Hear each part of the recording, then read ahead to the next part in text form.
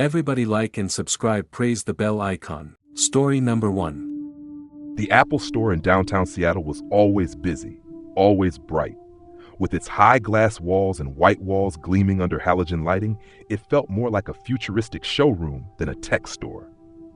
But in 2019, a strange series of events began to unravel in the back room of that store, events that left a permanent stain on the minds of those who worked there.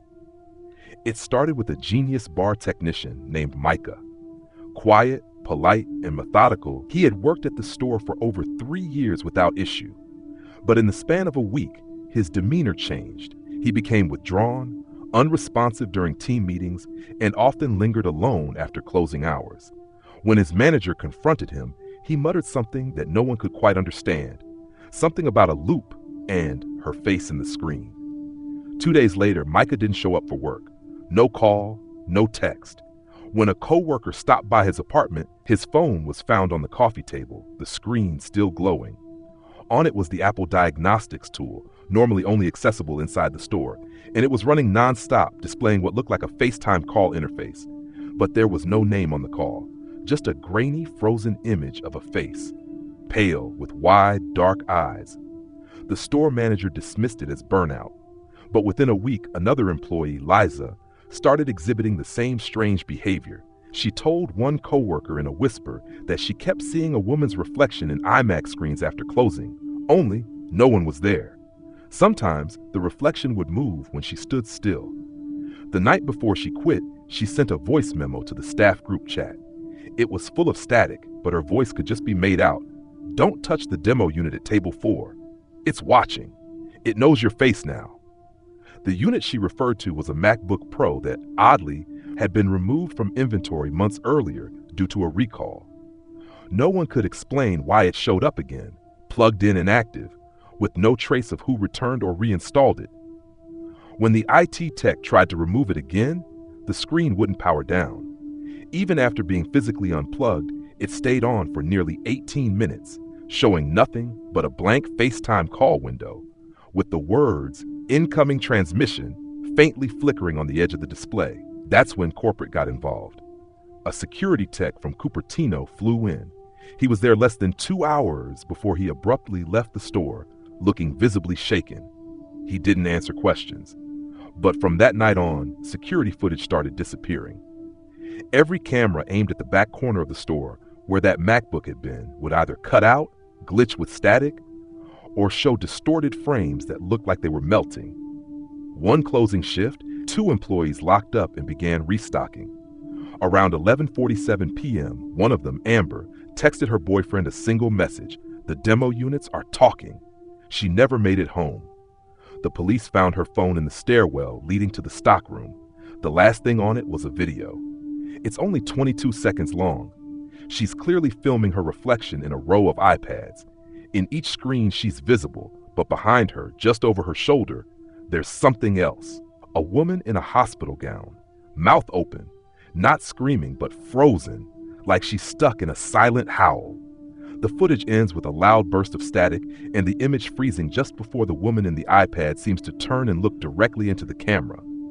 Amber was never found. The store remained open for a few more months, though staff turnover became unusually high. Whispered rumors among new hires mentioned a prototype AI assistant that was tested in store years earlier, a facial recognition tool that was scrapped after a few disturbing incidents. Apparently, it was designed to predict emotional states based on micro-expressions, but in early trials, it began to flag certain customers and staff as unsalvageable. When asked what that meant, the system provided no data, only a file name, redveil.mp4. To this day, Table 4 remains oddly colder than the rest of the store. Techs claim they still hear the faint click of a FaceTime connection initializing when no one's around. And in the inventory logs, that recalled MacBook, still listed as active in use. The serial number is blank, the model unknown, and under assigned user only one word appears, updated every few months, never by any known staff. Watching. Story number 2. In the summer of 2021, a part-time employee named Jordan began working at a suburban Apple store just outside of Phoenix, Arizona. He was 19, working while attending community college, and grateful to have landed a position even if it meant long hours helping frustrated customers reset their passwords. The store was standard: glass walls, clean lines, and a back room filled with devices waiting for repair. But what Jordan didn't know, what none of the new hires knew, was the unspoken rule among veteran employees: never work alone in the repair room after dark. It was an old superstition passed down quietly, never addressed officially. A joke, maybe. But after his first late shift, Jordan started to understand why. He was alone in the back room that night. It was close to closing and the floor was empty. The front gates were pulled down and locked, and all that was left was for Jordan to finish updating firmware on a stack of iPads. The fluorescent lights above flickered every now and then, which he chalked up to bad wiring. He plugged in the final iPad and walked away to grab a cleaning cloth, but when he turned back, the screen was no longer showing the Apple logo. It was black, but on, lit but empty, and in the faint reflection, Jordan could swear he saw a second face behind his own. He spun around. No one was there. The next morning, he told a coworker who laughed it off, but gave him a strange look, like he'd heard this before. That coworker, Maria, later pulled him aside and said something odd. "I've seen her too," she whispered, "but I only ever saw her when I looked into the front-facing cameras after hours." Jordan started noticing other things, devices that powered on by themselves, phones in for repair displaying photos that didn't exist, close-up shots of faces, always different, always staring straight at the lens, with wide eyes and mouths frozen mid-sentence. No metadata, no timestamps, no way to trace where the photos came from. One night, Jordan stayed late again. He wanted to prove it was all in his head. He set up his phone to record, left it facing the workbench while he ran a diagnostic. The video, when he watched it later, made his stomach turn cold. At 2 minutes and 14 seconds in, a woman's voice whispered something under the hiss of the ceiling vent. "Do you see me now?" Nothing was visible on camera. No person, just the devices on the table and a subtle movement. One of the iPhones, ever so slightly, turning on its own. He brought the footage to his manager, who flat out refused to watch it.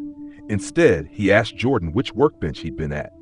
"Bench 3, Jordan said. The manager went pale and said, "That's where it happened." He wouldn't elaborate, not until a few days later, when Jordan pushed him in private. That's when he told the story about an employee named Kelsey who worked there back in 2016. Quiet, efficient, same as Jordan. She was obsessed with jailbroken devices and used to dig through returned phones at night looking for leftover data. One night, she found a file on an old iPhone 5C labeled "Do Not Open." Against her better judgment, she opened it. It was a live photo, just 3 seconds long. But when she watched it, she screamed and passed out cold on the floor. She never came back to work. Her friends said she started behaving strangely, kept her windows covered with blackout curtains, unplugged her router, got rid of every electronic device in her home. 2 months later, she was found in the desert, barefoot, half-conscious, and mumbling a single phrase over and over again. "She's inside the glass." After that, employees began reporting strange behavior from devices at Bench 3. One Genius Bar tech said an iPad flashed what looked like a hospital room, full of old machines and something standing in the corner with no face. Security footage from that night was corrupted. The store went offline for 2 days. Jordan quit not long after. Before he left, he took one last photo in the mirror-polished back of a silver iPhone 13. His face was there, but so was something else. A blur behind him, distorted and gray. He deleted the photo instantly. 2 weeks later, he got a new phone, fresh from the Apple store. When he turned it on for the first time, a single photo was already saved in the gallery. It was him sleeping, taken from above. In the corner of the frame, a hand could just barely be seen holding the camera. A woman's hand, pale, thin. He doesn't use Apple products anymore. Story number 3. In 2022, a small-town Apple store in Connecticut, tucked away in a fading mall that had seen better days, became the center of an incident so bizarre and unsettling that corporate never made it public. Officially, the store closed for remodeling and never reopened. But the employees who worked there, at least the ones who will talk, remember exactly what happened. It began with an iPhone, A man walked into the store one rainy afternoon carrying an older iPhone 7. He was tall, middle-aged, and visibly shaken. He went straight to the Genius Bar and said he needed the phone wiped immediately. The technician asked if it was lost or stolen, and the man leaned in and said, "It's listening to her, and she's not supposed to be real." The employee, thinking the man was just disturbed, took the phone and connected it to their system to begin the factory reset. But the phone refused to comply. Even in DFU mode, it stayed powered on. The screen wouldn't go black. Instead, a series of garbled characters started to scroll across the display, symbols and glyphs that didn't look like any known language. The genius called over another tech, then a manager, and they stood there staring at the phone as it began to emit a high-pitched tone. Customers nearby complained it made them feel nauseous. Then the camera activated. Without prompt, the phone began taking photos. Burst shots, 10, 20, 50 in a row, of nothing but the ceiling, until the last one. That one caught everyone's attention. In the photo, standing in the reflection of a ceiling vent, was the faint outline of a woman's face. Eyes sunken, mouth stretched into a small, grim smile. No one was standing there when the photo was taken. The phone shut off. The man who brought it in was gone. No one had seen him leave. That night, one of the techs, Devin, took the phone into the back to try again. He was a skeptic, the kind who thought the whole thing was just a bad prank or maybe malware. He plugged the phone into a MacBook for a manual wipe and stepped out to grab a drink from the break room. When he returned 5 minutes later, the MacBook screen was frozen. It was showing the FaceTime interface, but there was no call, no contact, just a message blinking on the screen. "She is ready." Devin forced shut the computer. That's when the lights flickered and the air conditioning kicked off. The room went completely silent. He stood still, holding his breath, listening. And then he heard a voice whisper directly behind him. "Do you have a face for me?" He turned around fast. No one. But the devices on the shelf behind him, all powered off, suddenly lit up. Screens flashed to life. Phones, tablets, laptops, every single device showed the same thing, a face, but not quite human. It looked sculpted. Hollow, the skin too smooth, almost synthetic. The eyes were dark, empty, and the mouth moved as if it were trying to speak, but no sound came out. Devin bolted from the back room and refused to return. Management sent someone to inspect the devices the next morning, but none of the units showed any record of powering on. The logs were wiped clean. One by one, employees started calling out sick.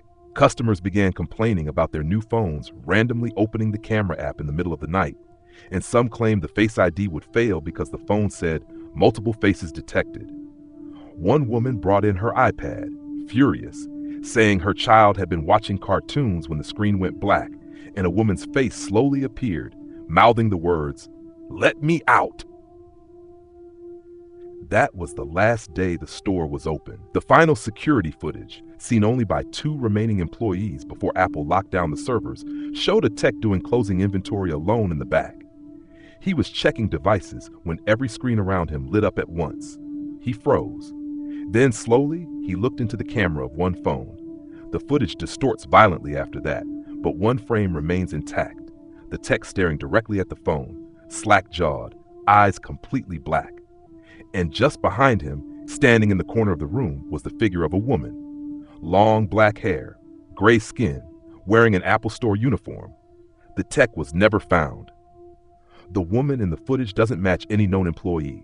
The store was sealed, the devices removed, the name stripped from the company directory. But online, in dark corners of old Apple support forums, people still talk about the Connecticut store. Threads appear and vanish, each one claiming that if you say her name while looking into the camera of an old iPhone 7, she might answer. And if she likes your face, she'll keep it.